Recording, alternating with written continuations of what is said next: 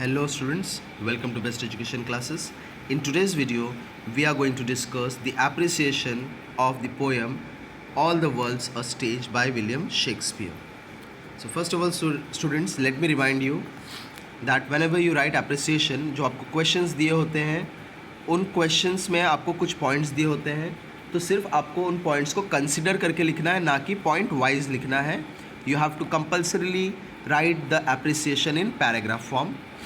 Let's begin the appreciation. The poem All the World's a Stage by William Shakespeare is taken from the Shakespeare's play As You Like It.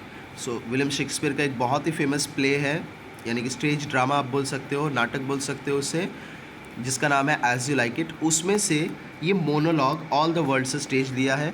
All the world's a stage जो statement है, ये एक तरीके का metaphor है जिसमें indirect comparison हो रही है वर्ल्ड का और स्टेज का, यानी कि स्टेज यानी कि जहाँ पर ड्रामा होता है और वर्ल्ड यानी कि जिस दुनिया में हम रहते हैं. तो विलियम शेक्सपियर का इस मोनोलॉग के थ्रू कहना कुछ ऐसा है कि जैसे स्टेज के ऊपर एक्टर एक्ट्रेस जाकर एक्ट करते हैं, ड्रामा करते हैं, कुछ उसी तरीके से हमारा वर्ल्ड भी है जहाँ पर हम सब अपना अपना कैरेक्टर प्ले कर रहे हैं.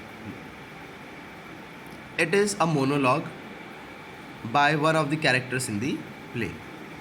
In this poem, Shakespeare compares life to stage. Shakespeare ने इस पोएम में बहुत इंपॉर्टेंट है किड्स, ये आपको पॉइंट बहुत अच्छे से याद रखना है अप्रिसिएशन लिखते time, that in this poem William Shakespeare has compared life to a stage. He has divided life into 7 stages, each having its own varied varieties, qualities and features.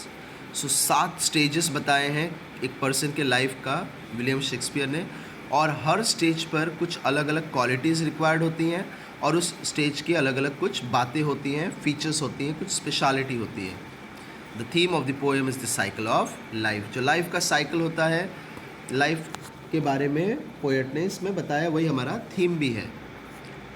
It tells us how one start out as an infant helpless. तो बताता है कि step 1 कैसे कोई person एक helpless infant, यानी कि जो खुद का भी हेल्प नहीं कर सकता, उसे हर काम के लिए किसी और की हेल्प की ज़रूरत पड़ती है, उससे लाइफ शुरू होती है. Without understanding and ends the same way. बच्चा जब छोटा होता है, एक इन्फेंट होता है, तो वो कुछ समझ नहीं पाता है और ऐसे ही वो बचपना, वो इन्फेंट्सी ख़त्म भी हो जाती है. Without being aware what is happening around one.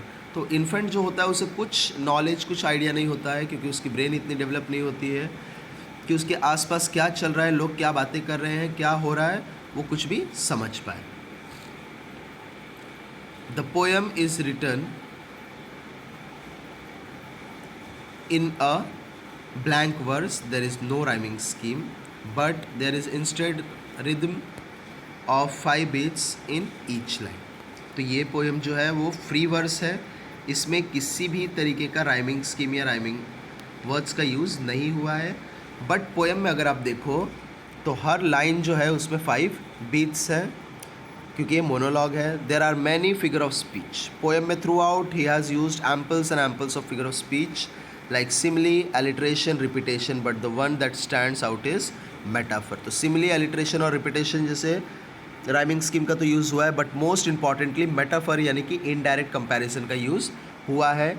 जो पोएम का टाइटल है all the world's stage, and उसके बाद and all man and women are merely players, ये जो है वो सीधा सीधा कंपैरिजन है दो अलग अलग चीज़ों के.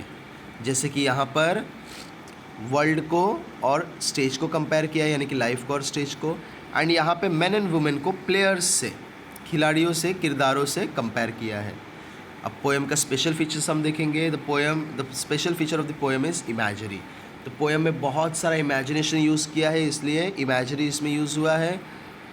Many of the lines create a picture before our eyes and help us to imagine the 7 stages of life. इतना अच्छा डिस्क्रिप्टिव पोएम है ये कि इसमें जब डिस्क्रिप्शन आप पढ़ोगे तो आपको ऐसा लगेगा कि वो दृश्य जो है, वो जो सीनरी है, वो आपके आँखों के सामने क्रिएट हो रही है. The narrative style used by the poet gives continuity in the poem where one stage smoothly goes into the next one. तो जो नरेशन का स्टाइल है विलियम शेक्सपियर का, इससे एक बहुत अच्छा कंटिन्यूटी आता है पोएम में, और जब स्टेज पे परफॉर्म होता है तो एक स्टेज से यानी कि एक सीन से दूसरे सीन तक काफ़ी अच्छे से, काफ़ी स्मूथली ये चला जाता है. This is one of the most famous and coated poems of Shakespeare. So Shakespeare का सबसे फेमस और सबसे ज़्यादा अडॉप्ट करने वाला, बोलने जाने वाला, एग्जाम्पल देने वाला पोएम है.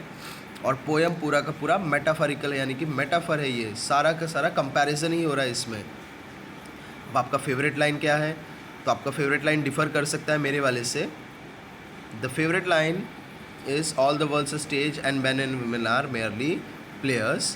I like this line because it describes correctly how we must look at life. तो ये लाइन मुझे बहुत अच्छा लगा है. क्यों अच्छा लगा है? बिकॉज जब इसमें कहा गया है कि लाइफ और स्टेज कुछ एक तरीके से है, तो yes I agree. We all are just playing our characters. हम अपने नज़रिए से, अपने तरीके से अपने कैरेक्टर को प्ले कर रहे हैं. हम सब अपने स्टोरी में हीरो हैं, लीड हैं. And on the other hand जहाँ पर बोला है man and women are merely players, is that is also true. हम सब जस्ट किरदारी तो हैं. We are nothing more than that. We have are limitations. So इससे हमें पता चलता है. I like the poem because it shows cycle of life of which everyone is a part. That is also true. जो life का cycle है, हर कोई अपने अपने लाइफ का एक पार्ट है. हम भी किसी अलग लोगों के, अपने फ्रेंड्स के, अपने फैमिली मेम्बर्स के लाइफ के जस्ट पार्ट हैं. So that is why I like the poem. At last you can write your own appreciation, your own opinion about the poem, and आप थोड़ा और इसको इंक्रीज कर सकते हो. So this was the appreciation of the poem. Video अगर पसंद आया तो लाइक बटन को हिट करें, चैनल को सब्सक्राइब करें. कमेंट सेक्शन में जाके हमें बताएं कि आपको नेक्स्ट कौन सी वीडियो चाहिए. अपने दोस्तों के साथ वीडियो को शेयर करके उनकी भी हेल्प करें एंड चैनल को भी ग्रो करने में प्लीज़ हेल्प करें. Thanks for watching and stay tuned with the channel for more such videos.